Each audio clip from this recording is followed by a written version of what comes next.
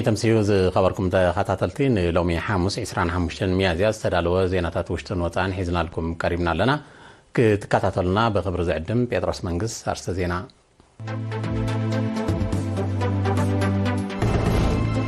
بريزيدنت إسياس نفلوي لأخوانا صحافي حبرات هاجرات بقداي السودان تقبلوا الزراريهم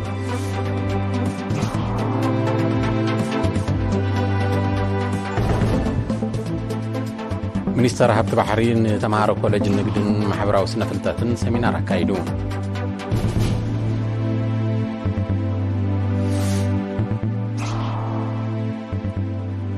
ኣብ ዞባ ማእከል ኣብ ምውጋድ ሃሳይ ልምድታት ጎስጓሳዊ ኣስተምህሮታት ተዋሂቡ።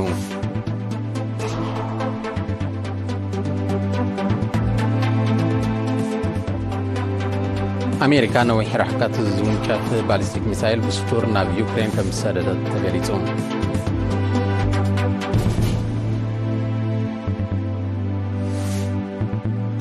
روسيان إيرانن تطاو شركنات نممع بال زخل سممع كتيمان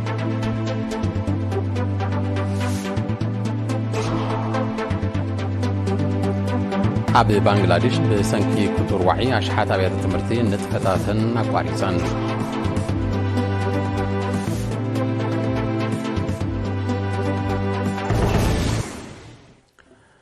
بريزيدنت إسياس أفوركي لومين فليلو وانا صحافي حبرات هاجرات اب قداي السودان رامطان لعما مريا تقبلوا الزراريبو غازتنيا شام تولده زدالو صبصاب صعيبو قربيو بريزيدنت إسياس أفوركي لوم 25 ميازيا بساعات قدم قطري نفليلو وانا صحافي حبرات هاجرات أنتوني غوتريش اب قداي السودان رامطان لعما مرا اب مقبلي اغايش دندن تقبلوا الزراريبو بريزيدنت إسياس تركب مرقص إيرترا بقداي السودان بمنتصار نتقجت نمفتح تباهيلو ببوانو زتوسد تبقسوتات كمون نتصاررت وغنات نامناي سلام معدن ممصاز تتصوع مدرخات بمبزحو فايدا كمزي ترأي بمتقاس ازي بوانا صحافة تجمير زلو تبقسو نزينا بحادث تأمر آليا بمفتار وتصيتاو خمز خون زلو امنت بمحبار دقف إيرترا الرقاقيتوم قجت السودان نمتتاو قدامين حيلتاتن وددر حيالانن رحيب عدل فتيرو خمزلو استغسى بريزيدنت إسياس نتقجت بمفتاح فقدو فحيلو زلو هزبي نابيتون عدن زملسلو بايتا متطاح مسارتاو مخانو بمحبار إيرترا أبكل تشحن عسران كلتان هنسات حانت السودان زقدمن لولاو منقستن تكالاتن كمسرت زصوعن سند ناب مساقر بايتو السودان قريبان تقبالنا ترخيبن وكوان تنبرم دي حيرو السعابة قدامو متتاو زمصو فلليات قن نتهاجر نابز حجي زلاتو درجة خمزو دغا نتفلي لأخواننا صحافي حبرات هاجرات قليسولهم أبزوان زي أب السودان ربحاتهم نمسمار جنزبنا أسوارن بمقرب نتجت الزجاجد قدامهم متتاو نجيسو خمزلوز تقصى بريزيدنت إسياس اتينا بتهاجر زجارة زلو أسوارن جنزبن بأفدق جتات قرب بتهاجرات يأتو خمزلو بمقلاص وانا صحافي حبرات هاجرات نزيد ومبالك سرح تصويعهم فلويلو وانا صحافي حبرات هاجرات أب قداي السودان رامطان العمامرة بوغنو موق سلامتا وانا صحافي حبرات هاجرات أنتوني غوتريش دحر مغرب حبرات هاجرات انتقالاتنا بسودان سلام نمسفارن عددا سدتن مزبالن كوينو زلو حزب تهاجر نمحجازن زوسدو زلو سقمتات نبريزيدنت إسياس أبرهلوم I was privileged to get the views of the president and his advice as well as إسياس حساباتن مخرن بزعبا حفشاوي هلو كونتات كوم اون دقفون تلو خوين تراود بحبرات هاجرات ممتع سلام ما بسودان كركب مخالي أزي حقوسي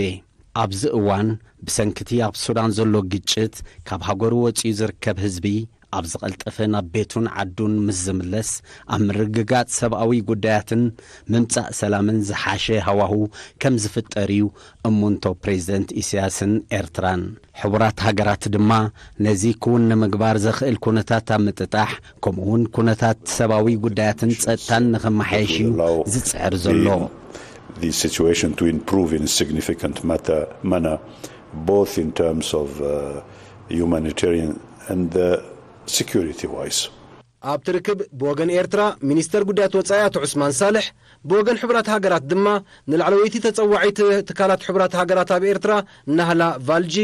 ብምውካል ሓላፊ ቤት ጽሕፈት ማዕከን ህዝቢ ሚስተር ከይታ ኦሃሺ ተረኺቦም ነይሮም። ሚኒስተር ሀብት ባሕሪ አቶ ተወልደ ቀላቲን ተማሃሮን መምህራንን ኮሌጅ ንግድን ማሕበራዊ ስነ ፍልጠትን ዓዲ ቀይሕ ኣብ ተራ ምሁር መንእሰይ ኣብ ምምዕባል ጽላት ባሕሪ ሰሚናር ኣካይዱ أبزي ب24 ميازيا نلعلي 500 أبالات محبرسبتي كوليج توهاب سمينار ሚኒስተር ተወልደ ኣብ ሓፈሻዊ ሌላ ቀይሕ ባሕርን ኣገዳስነቱን ታሪኻዊ ምዕባለ ጽላት ሃብቲ ባሕሪ ኤርትራ ምምስራት ባሕርያን ንጥፈታቱን ዕላማታትን ተልእኾን ሚኒስትሪ ሃብቲ ባሕሪ ሃገራዊ ሸቶታት ጽላት ባሕሪ ዕቃበን ዘላቒ ኣጠቓቕማን ጸጋታት ባሕሪ ዕቑር ትሕዝቶ ጸጋታት ባሕሪ ኤርትራ ከምኡን ኣብ ልምዓታዊ ወፍርታት ጽላት ሃብቲ ባሕርን ቱሪዝማዊ ኣገዳስነት ቀይሕ ባሕርን ኣተኪሩ ሰፊሕ መግለጺ ሂቡ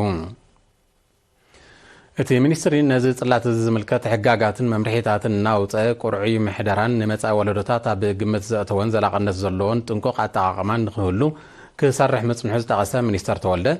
ኣብዚ መዳይ እዚ ተራ ብቑዕ ትምህርቲ ዝቐሰመ መንእሰይ ወሳኒ ምዃኑ ኣገንዚቡ ኣብ መወዳእታ ድማ ተራ ኮሌጃት ኣብ ጉዕዞ ምርግጋጽ ቁጠባዊ ሓርነት ኣገዳሲ ከም ዝኾነ ብምሕባር ጸጋታት ባሕርና ብዝግባእ ናብ ረብሓ ህዝብና ንኽውዕል ኪኖ ምስልጣን ዓቕሚ ሰብ ግብራዊ ተሳትፎ ክህልወን ተላብዩ ዲን ኮሌጅ ንግድን ማሕበራዊ ስነ ፍልጠትን ዶክተር ስቲፋኖስ ሃይለማርያም ብወገኑ መንእሰያት ተማሃሮ ጸጋታት ሃብቲ ባሕሮም ብግቡእ ክፈልጡን ክዕዘቡን ከለዉ ፍልጠቶም ዝያዳ ስለ ዝዓሙቕ ኣብዚ መዳይ እዚ ብኣተኩሮ ክስራሕ ፀዊዑ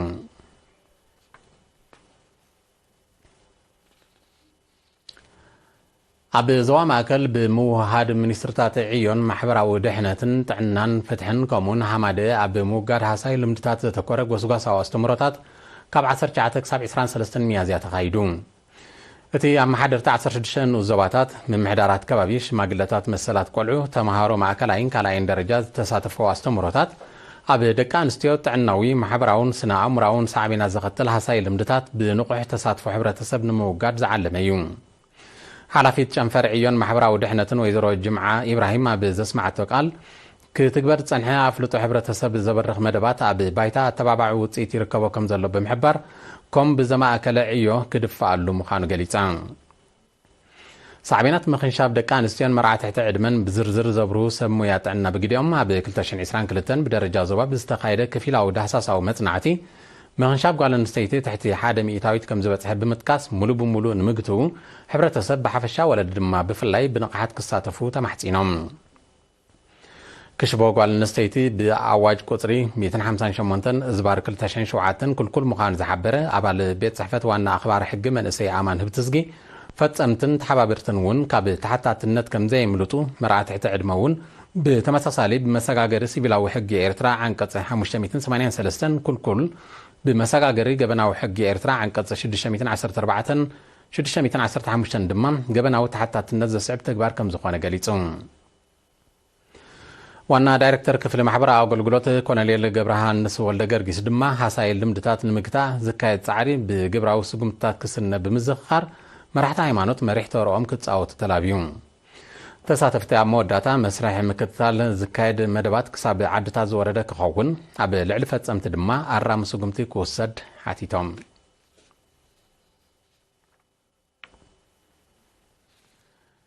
ጨንፈር መንእሰያት ህግደፍን ሃማደን ኣብ ጀርመን ገምጋማዊ ኣኺባ ሃገራውያን ውዳቤታት ጨንፈር ደቡባዊ ምብራቕ ሕብራት መንግስታት ኣሜሪካ ድማ ዋዕላ ኣካይዶም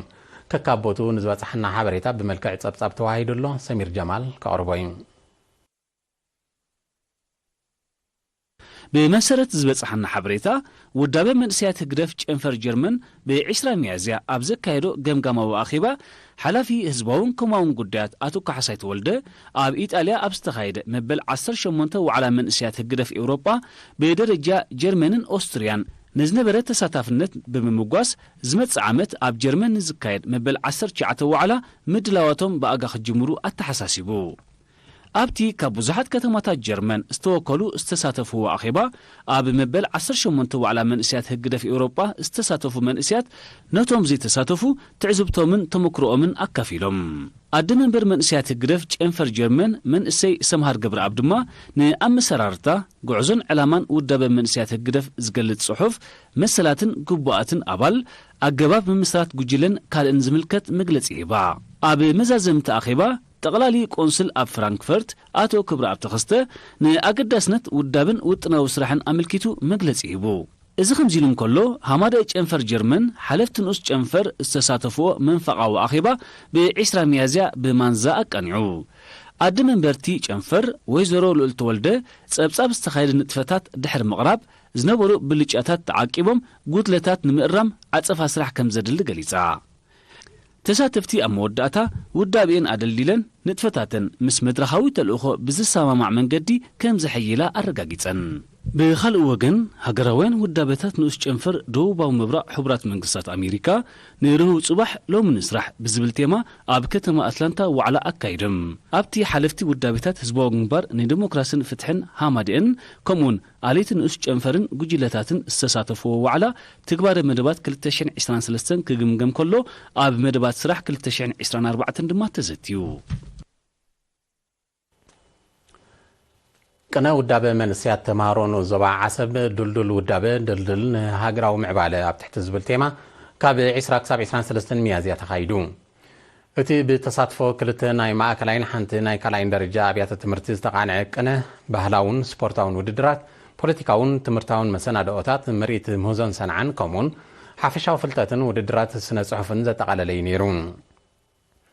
ወኪል ኣመሓዳር ዞባ ዓሰብ ኣቶ ብርሃነ ኪዳነ ንኣገዳስነት ናይቲ ቅነ ብምጥቃስ ብቑዕ መንእሰይ ምህናፅ ሓላፍነት ናይ ኩሉ ዜጋ ስለ ዝኾነ መንእሰያት ንዘየድሊ ወልፍታት ንኸይቃልዑ ውሁድ ጻዕሪ ክካየድ ኣዘኻኺሩ ሓላፊ ሃማመተ ኣብቲ ዞባ መንእሰይ ዓሊ ኣሕመድ ሓዩ ድማ ኩሉ መድያዊ ዓቕሚ መንእሰያት ምብርባርን ምትብባዕን ካብ ቀንዲ ዕላማታት ቅነ ከም ዝኾነ ብምሕባር ምድግጋፍ ናይ ኩለን ኣካላት ክዓዝዝ ፀዊዑ ኣብ ዝተፈላለዩ መደባት ናይቲ ቅነ ልዕሊ 1900 ተማሃሮ እዮም ተሳቲፎም ቅነ ውዳበ መንእሰያት ተማሃሮ ሃብተን ካልኦትን ዞባታት ደቡባዊ ቀይሕ ባሕር እውን ከም ዝቕፅል ሓላፊ ፖለቲካዊ ጉዳያት ሃማመተ ናይቲ ዞባ መንእሰይ ዑስማን መሐመድ ዕላማ ሓቢሩ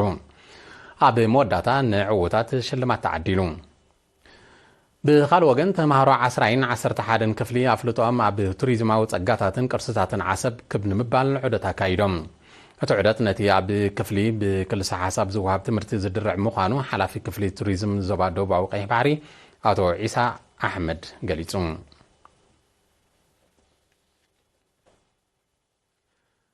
ብምውሃድ ኣብያተ ጽሕፈት ሃማመተ ትምህርትን ኣብ ንዞባ ማይመነ ኣብ ሃገራዊ ፈተና ሻምናይ ክፍሊ ዓመተ ትምህርቲ 2022-2023 ልዑል ነጥቢ ዘምፁ ተማሃሮ ሽልማት ዒንደማሶ ተሸሊሞም እቶም ንሽልማት ዝበቕዑ ተማሃሮ 6 ደቂ ኣንስትዮ ዝርከቦም 41 ምዃኖም ሓላፊ ሃማመተ ኣብቲ ንዞባ መንእሰይ የማነ መድሃኒ ገሊጹ ኣመሓዳሪ እቲ ንዞባ ሌተና ኮሎኔል ኣብርሃም ሃይለ ወገኑ ተማሃሮ ብዘመዝገቦ ውፅኢት ከይተዛነዩ ንመጻኢ ካብዚ ዝበልፅ ነጥቢ ንምምጻእ ጻዕሮም ክቕጽሉ ተላብዩ ኣብ ንዞባ ከረን ብኣሰራርሓ ማእዛዊ መግቢ ስልጠና 30 ደቂ ኣንስትዮ ብ23 ሚያዝያ ተመሪቐን ዕላማት ስልጠና ኣዴታት ባዕለን ካብ ዝተፈላለየ ዓይነታት ኣካል ጥረታት ኣሕምልትን ፍረታትን ብዘዳለዎ ማእዛዊ መግቢ ንደቀን ብምምጋብ ጥዕናኦም ንምውሓስ ከም ዝኾነ ተገሊጹ እቲ ዝዳሎ ማእዛዊ መግቢ ካብ 6 ወርሒ ክሳብ 2 ዓመት ንዝርከቡ ህፃናት ኣዝዩ ኣገዳሲ ስለ ዝኾነ እቲ ስልጠና ብቐንዱ ኣብ ናይ ወሊድ ዕድመ ንዝርከባ ደቂ ኣንስትዮ ተወዲቡ ሓላፊት ሃማደ ኣብ ንዞባ ከረን ወይዘሮ ፋግረት ኣሰናይ ሰልጠንቲ ብግብርን ክልሲ ሓሳብን ዝቐሰምዎ ትምህርቲ ኣብ ዕለታዊ ህይወተን ክጥቀማሉን ጥዕና ደቀን ከውሕሳና ዘኻኺራ ነቲ ስልጠና ዝሃባ ሞያውያን ብወገነን ምቁር ድንሽ ብትሕዝቶ ሃብታም ስለ ዝኾነ ስድራ ቤታት ጥቕሙ ተረድየን ኣብ ገደነን ከልምዖ ኣተባቢዐን ኣመሓዳሪ ከተማ ከረን ኣቶ ሮዘነ ኣርኣያን ሓላፊት ሃማደ ዞባ ዓንሰባ ወይዘሮ ኣምና ሓሰንን ብወገኖም ኣብ ከባቢና ዝርከብ ፍርያት ሕርሻ ተጠቒምካ ጥዕንኡን ብቕዓቱን ዝሓለወ መግቢ ህፃናት ምድላው ይጽናሓለይ ክበሃሎ ዘይግብኦ ብምዃኑ ከምዚ ዓይነት ስልጠና ቀጻልነት ክህልዎ ኣዘኻኺሮም ዜና መስዋእቲ ገዲም ተጋዳላይ ስቲፋኖስ ኣርኣያ በይን ብዝሓደሮ ሕማም ሎሚ 25 ሚያዝያ ኣብ መበል 9 ዓመት ዕድሚኡ ተሰዊዩ ኣብ 1975 ናብ ህዝባዊ ሓይልታት ሓርነት ኤርትራ ዝተሰለፈ ገዲም ተጋዳላይ ስቲፋኖስ ኣብ እዋን ሓርነታዊ ቃልሲ ኣብ ተዋጋኢ ሰራዊት ክፍሊ ሕርሻ ክፍሊ ቁጠባን ሓለዋ ሰውራን ድሕሪ ናጽነት ድማ ኣብ ፖሊስ ኤርትራ ተመዲቡ ንህዝቡን ሃገሩን ብተወፋይነት ኣገልጊሉ ስው ተጋዳላይ ስቲፋኖስ በዓል ሓዳርን ኣቦ 6 ውሉዳትን እዩ ስነ ስርዓት ቀብሩ ድማ ሎሚ 25 ሚያዝያ ሰዓት 4 ድሕሪ ቀትሪ ኣብ መካነ መቃብር ሓርበኛታት ኣስመራ ተፈጺሙ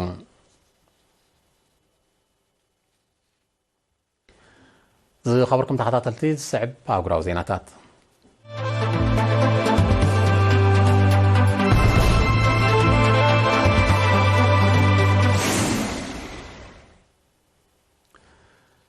ንዩክሬን ገዚፍ ወታደራዊ ደገፍ ትገብር ዘላ ኣሜሪካ ነዊሕ ርሕቀት ዝውንጨፍ ባሊስቲክ ሚሳይል ብስቱር ናብታ ሃገር ከም ዝሰደደት ተቃሊሑ ዩክሬን ነቲ ዝሓለፈ ወርሒ መጋቢት ዝተላእከ 300 ኪሎ ሜትር ዝውንጨፍ ኣጽዋር ክልተ ግዜ ኣንጻር ዕላማታት ሩስያ ከም ተጠቐመትሉ እዩ ዝግለጽ ዘሎ ኣሜሪካ ኣብ መወዳእታ ዝሓለፈ ዓመት ናይ ማእከላይ ርሕቀት ሚሳይል ናብ ዩክሬን ከም ዝለኣኸት ዝከር እዩ መራሒት ኪዳን ሰሜን ኣትላንቲክ ኔቶ ዝኾነት ኣሜሪካ ኩናት ዩክሬን ካብ ዝውላዕ ንድሓር ልዕሊ $100 ቢልዮን ዝዋግኡ ኣጽዋር ከም ሰደደትላ ጸብጻባት የረድኡን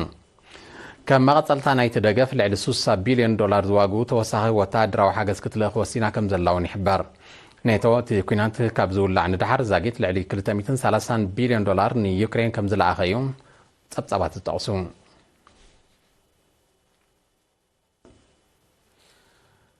ሩስያን ኢራንን ጸጥታዊ ሸርክነት ንምምዕባል ዘኽእል ክልተኣዊ ስምምዕ ከቲመን እቲ ስምምዕ ዝተበጽሐ ላዕለዎት ሰመዚ ጸጥታ ክልቴን ሃገራት ብ25 ሚያዝያ ኣብ ከተማ ሴንት ፒተርስበርግ ሩስያ ኣብ ዘካየደዎ ርክብ እዩ ትግባረ ናይቲ ስምምዕ ንምቅልጣፍ ተወሳኺ ናይ ላዕለዎት ሰመዚ ርክብ ክካየድ ምዃኑ ኣብቲ ርክብ ተጠቒሱሎ ሚኒስትራት ጉዳያት ወጻኢ ሩስያን ኢራንን ሃገራቶም ወተሃደራውን ጸጥታውን ዝምድና ንምድንፋዕ ዘኽእል ርክባት ከካይዱ ምጽንሖም ጸብጻባት የረድኡን ኩሉ መደያዊ ዝምድና ሩስያን ኢራንን ብፍላይ ካብ ዝሓለፈ ቀረባ ዓመታት እናደንፍዐ ይመጽእ ከም ዘሎ ይግለጽ ኣብ ባንግላዴሽ ብሰንኪ ኩቱር ዋዒ ኣሽሓት ኣብያተ ትምህርቲ ንጥፈታተን ንግዜ ከቋርፃ ከም ተገደዳ ካብቲ ከባቢ ዝተፈነወ ዜና ረድዩ ከም ሳዕቤን ናይቲ ክስተት ልዕሊ 33 ሚልዮን ቆልዑ ክሳብ መወዳእታ ናይ ዝወርሒ ካብ ትምህርቲ ከም ዝበኽሩ ሰብ መዚ ባንግላዴሽ ሓቢሮም ኣብ ሰፊሕ ክፋል ባንግላዴሽ መጠን ዋዒ ልዕሊ 45 ዲግሪ ሴንቲግሬድ በፂሑ ከም ዘሎ ዝጠቕሱ ጸብጻባት እቲ ኣሃዝ ኣብ ዝሓለፈ ቀረባ ዓመታት ኣብታ ሃገር ካብ ዝተመዝገበ ዝለዓለ ምዃኑ የረድኡ ኣብ ፊሊፒንስን ህንድን ኣብ ዝሓለፈ ወርሒ መጋቢት ብተመሳሳሊ ምኽንያት ልዕሊ 50,000 ኣብያተ ትምህርቲ ንግዜኡ ስርሐን ከም ዘቋረፃ ዝዝከር እዩ ኣብ ኤስያ ብሓፈሻ ምብራቃዊ ክፋልታ ኣህጉር ድማ ብፍላይ ተኸሲሱ ብዘሎ ኩቱር ዋዒ ልዕሊ 240 ሚልዮን ሰባት ብኣሉታ ተጸሊዮም ከም ዘለዉ ጸብጻባት ይጠቕሱ ክሊማዊ ምምዝባል ዘሰዓበ ኩቱር ዋዒ ብፍላይ ኣብ ኤስያን ኤውሮፓን እናወሰኸ ከም ዝመፀ ጸብጻባት ሜትሮሎጂ ይሕብሩ ኤውሮፓዊ ሕብረት ኣደስኪሎ ንዘሎ ገንዘብ ሃገሩ ዝህግሮ ኣብ ልዕሊ ኣባል ሃገራት ናይቲ ሕብረት ከቢድ ቁጠባዊ ቅልውላው ከስዕብ ምዃኑ መንግስቲ ሩስያ ደጊሙ ኣጠንቂቑ ኤውሮፓዊ ሕብረት ነቲ ገንዘብ ንምህጋር መደብ ከም ዘለዎ ድሕሪ ምግላጹ ሩስያ ነቲ ስጉምቲ ዓጸፌታ መልሰ ግብሪ ከም ትህበሉ ምሕባራ ዝፍለጥ እዩ እቲ መደብ ምስ ዝትግበር ኣብ ልዕሊ ኤውሮፓዊ ሕብረት ክወርድ ዝኽእል ክሳራታት ካብቲ ኣብ ልዕሊ ሃገሩ ዝስዕብ ሃስያ ዝዓበየ ከም ዝኸውን መንግስቲ ሩስያ ዝሕብር ዘሎ መንግስቲ ሩስያ ከም መልሰ ግብሪ ናይቲ ውጥን ነየኖት ጽላታት ኤውሮፓዊ ሕብረት ዕላማ ከም ዝገብር ዝርዝራት ከውፅእ ምዃኑ ኣቐዲሙ ኣፍሊጡ እዩ ዝበዝሐ ካብቲ ሃገራት ምዕራብ ኣደስኪሎንኦ ዘለዋ $300 ቢልዮን ገንዘብ ሩስያ ኣብ ባንክታት ኤውሮፓዊ ሕብረት ከም ዝርከብ ይጥቀስ እቲ ናይ ምህጋር ስጉምቲ ድሕሪ ምውላዕ ኩናት ዩክሬን ከም ተወስደ ጸብጻባት ይሕብሩ ሃገራት ምዕራብ ነቲ ኩናት ኣመሳሚሰን ኣብ ልዕሊ ሩስያ ተደጋጋሚ እገዳታት ከጽድቓ ምጽንሐን ሩስያ እውን ተመጣጣሊ መልሰ ግብሪ ከም ዝሃበትሉ ይፍለጥ ኣብ ሃገራት ኤውሮፓን ኣሜሪካን ተኸሲሱ ዘሎ ሕፅረት ንዳድን ባህርያዊ ጋዝን ሳዕቤን ናይቲ ሩስያ ዝወሰደቶ ናይ መልሰ ግብሪ ስጉምቲ ምዃኑ ይግለጽ ኣብ 2023 ብሰንኪ ባህርያውን ሰብ ሰርሖን ጸገማት ብደረጃ ዓለም 300 ሚልዮን ሰባት ናብ ኩቱር ጥሜት ከም ዝወደቑ ጸብጻባት ሕቡራት ሃገራት ኣፍሊጦም እቲ ኣሃዝ ካብቲ ቅድሚኡ ዝነበረ ዓመት ብ30 ሚልዮን ክብ ከም ዝበለ እቶም ጸብጻባት ብተወሳኺ ረድዮም ኣፍጋኒስታን ዲሞክራሲያዊት ሪፐብሊክ ኮንጎን ፍልስጤምን በቲ ተርእዮ ሕልፊ ካልኦት ካብ ዝተሃስያ ምዃንን ኣብቲ ጸብጻብ ተጠቒሱሎ ነቲ ጠንቅታት ንምግታእ ሕቱብ ስጉምቲ ምስ ዘይውሰድ እቲ ኣሃዝ ኣብ 2024 መሊሱ ክሳይድ ከም ዝኽእል ውድብ ሕቡራት ሃገራት ኣጠንቂቑሎ እዚ ከምዚ ኢሉ እንከሎ ግዳያት ንምርዳእ ዝተኣተወ ኣህጉራዊ መብጻዕታት ፍርቁ እውን ከም ዘይተተግበረ ተገሊጹ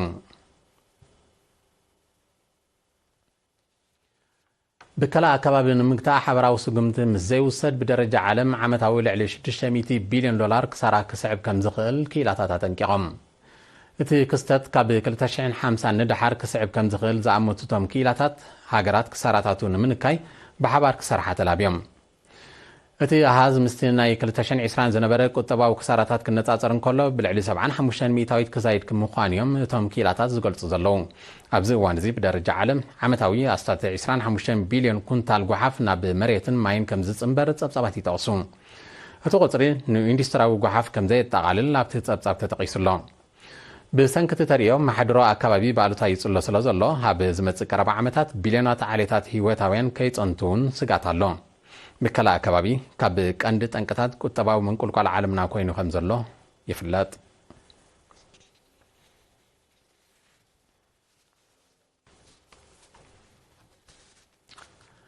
زي خبركم تخاتلت زينا نمفصام ارستاتو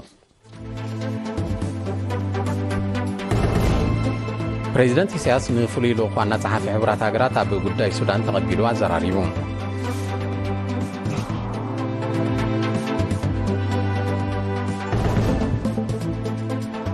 ሚኒስተር ሀብት ባህሪ የተማሃሮ ኮሌጅ ንግድን ማህበራዊ ስነ ፍልጠትን ሰሚናር አካሂዱ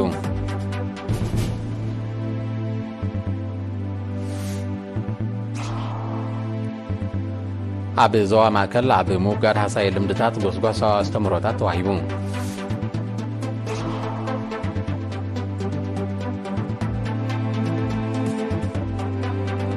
أمريكا نوي حركات زونجة باليستيك ميسايل بسوتورنا بيوكرين كمسادة تغليزون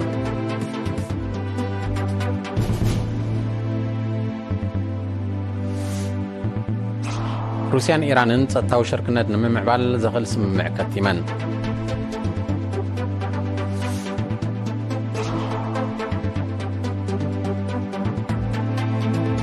أب بانغلاديش بسنكي كتر وعي أشعات عبيت التمرتين نتفتاتن واريزان